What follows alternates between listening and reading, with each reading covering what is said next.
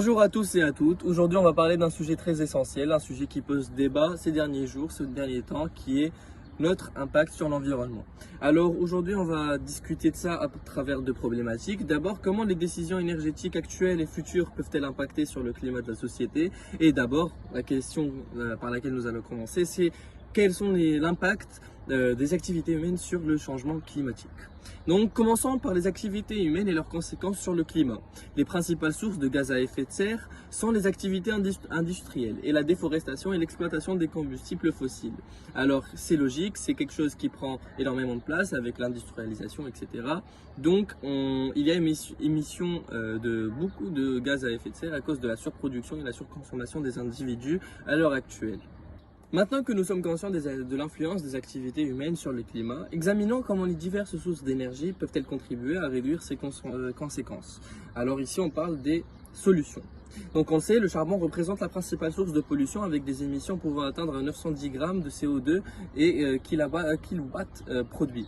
En revanche, l'énergie éolienne terrestre et maritime émet beaucoup moins de CO2 avec une moyenne de 11 grammes et 12 grammes par kilowatt respectivement. Les énergies renouvelables telles que le solaire et l'éolienne offrent ainsi une des alternatives plus respectueuses de l'environnement aux combustions fossiles. Toutefois, leur production peut différer selon les conditions météorologiques. Par exemple, une centrale solaire photovoltaïque est influencée par la durée de l'ensoleillement, tandis qu'une éolienne est influencée par la régularité des vents. Ces centrales sont soumises aux précipitations annuelles. Afin d'optimiser l'efficacité énergétique des initiatives telles que les maisons bioclimatiques sont mises au point. Elles réduisent les dépenses énergétiques grâce à une conception respectueuse de l'environnement. Donc les conséquences sur la société. Donc tout d'abord, ces décisions énergétiques ont aussi une influence sociale significative. Les énergies renouvelables ont la capacité de générer des opportunités d'emploi, d'améliorer la qualité de l'air et de diminuer les dépenses énergétiques à long terme. Toutefois, la transition vers l'énergie requiert des investissements importants et des politiques publiques appropriées. Il s'agit d'un défi complexe mais crucial afin de garantir un avenir durable. Commençons par les activités humaines et leurs conséquences sur le climat. Les principales sources de gaz à effet de serre sont les activités industrielles, la déforestation et l'exploitation des combustibles fossiles. Donc ces gaz tels que le CO2 et le méthane, noté CH4, contribuent à accroître l'effet de serre, ce qui réchauffe notre planète, malheureusement. La production de CO2 est principalement causée par la combustion des combustibles fossiles pour générer de l'énergie et donc la production de ciment par exemple. Donc on peut aussi prendre l'exemple de la production de ciment qui émet environ 656 kg de CO2 par tonne. Donc la destruction des forêts a également un impact sur l'émission de CO2.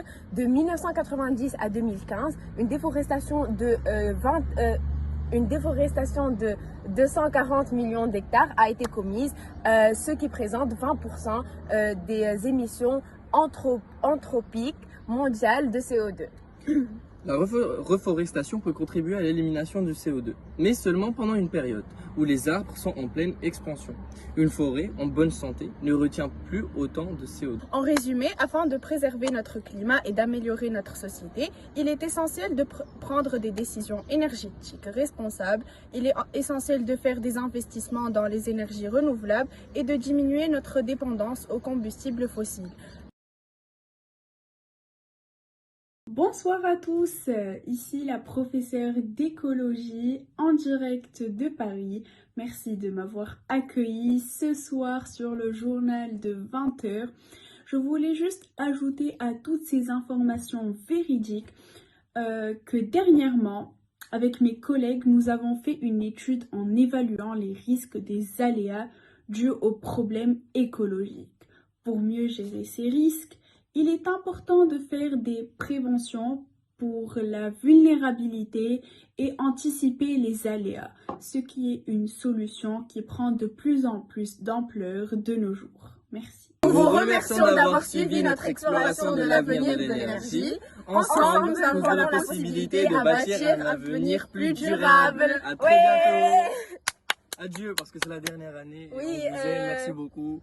Et meilleure année de notre vie, on va jamais vous oublier. Merci beaucoup. Et Bisous Inch'Allah, Madame le bac en Borli, poche. bisous Madame Fayet. Bisous.